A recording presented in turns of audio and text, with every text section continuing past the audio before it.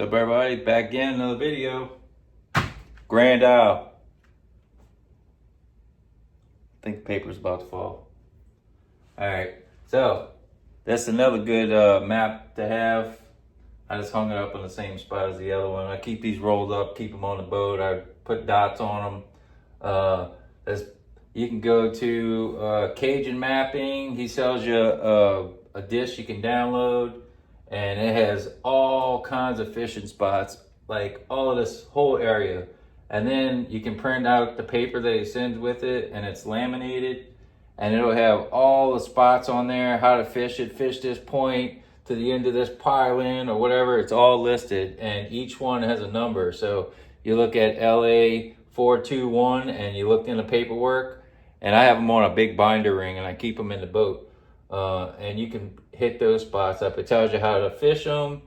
And I mean, it's great for just, instead of going in blind, you can go into some spots that are marked and how to fish them. You still got to get there safely, so that's kind of on your own homework you got to do, you know, for water depths and stuff like that, because with the tide, everything changes. It's the marsh, everything changes. You know, you get silt deposits build up everywhere. But the key thing is to find that moving water, you know, find that clean water, you know, anytime after, usually like if we got any kind of storm events or water or rain, you know, it's going to take like a week for that to come clean. So typically,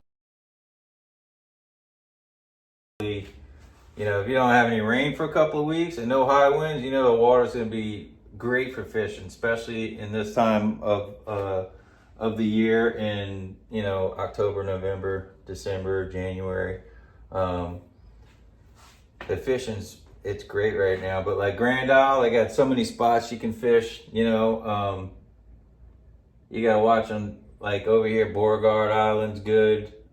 Queen Bess, they got a little cut over here. What's this? Right behind Queen Bess Island, they got a little lake that runs inside this one. That one's pretty good. They got some rocks over here where that pier is. They got a big, huge pier on the end of the island, Grand Isle over here. A storm blew out the middle of it, and they got these rocks over there. And sometimes it's loaded with dinks, like undersized trout, and sometimes you can load up on the fat trout right there. Independent Island is a little bit ways out here. Really great fire spot.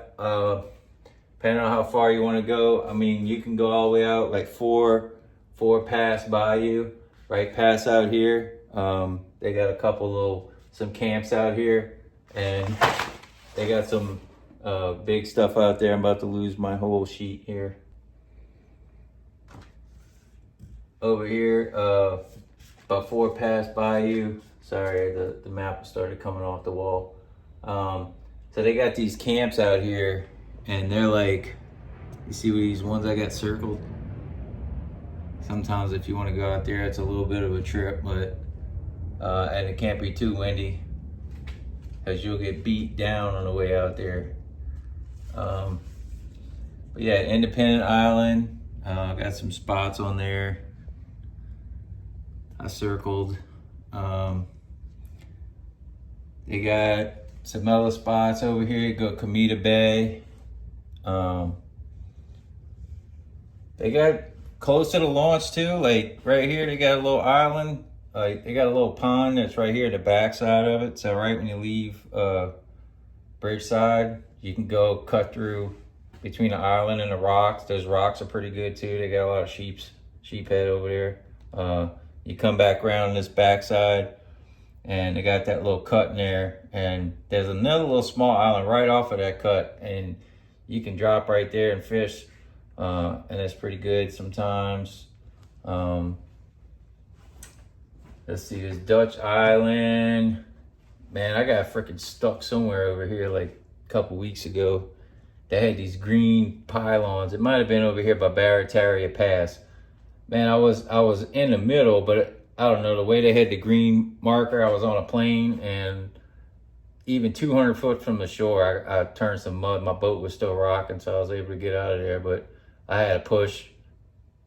Took 2 of us, push pole it out, but you know, it happens. Even, you know, trying to be careful, you know, going certain ways and you ain't been that way before or something, or you're over a little more than what you used to be. Things can change. So it's good to be safe, you know, and check out beforehand. So Porpoise Bay over here is pretty good. They got some spots. There's this Bay Lake right here. They got a couple spots.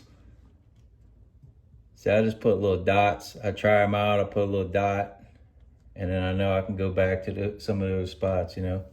But I kind of give you a little idea just from the start. Oh, and if you want to go catch some sharks, I'll tell you, if you go watch my other video, it says huge sharks on it. Right here at Comita Pass, right on this point. We went in the afternoon, like it might have been right before lunchtime or maybe 12 o'clock, right there.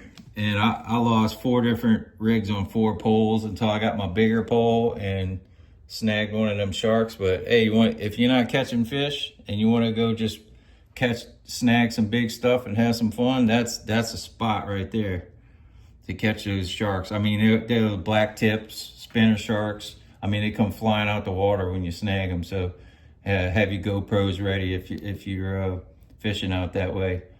And they got all kinds of rocks, like all down the beach of Grand Isle. And sometimes you can jig them off the bottom from the beach side if you're wade fishing, or from the boat. It's no one in particular, but there's plenty of great fishing spots here. You know, Elmer's Island, people always catching plenty of fish over there too, you know. And as I do some more spots and checking around, finding some more trout, I'll try and update and, you know, help you guys out, and maybe y'all can find some fish too, you know. But they got plenty of spots to fish. Grand Isle is one of the easier places to fish. I think it's easier than Hopedale just because the water's a little deeper, so you can navigate the waterways a little bit better. Lake Jesse's actually pretty good too. You can go down this Southwest Canal right here. And like this main roadway from LA1. So Leeville's right here. Man, they got all kinds of little cuts up in here. And I've caught sharks out here, back here in Lake Jesse. I mean, we went kayak fishing. They got a kayak launch over here by LA1. It's pretty good. You can go over here in Little Lake and Hackberry Bay. It's pretty good. You just got to find that moving water, you know. The tail end of a falling tide's pretty good. I use a wind finder app to find, you know, see where the wind's going to be before I go, and then I'll try to make a decision based on the wind and the weather and the tide, because it's a little bit of everything, and the moon. So you don't want a full moon because the fish eat all night long. If you don't have any moon, they're going to be hungry in the morning when you go fishing. That makes a big difference, at least for me. Sometimes I still go fishing with a full moon just because I got to go fishing. I don't care if I catch anything. Just got to go, get in the boat and go. Have a good time, you know? But I just wanted to make another little video. Everybody seemed to like the last one, so stay tuned to the next one. See you guys later.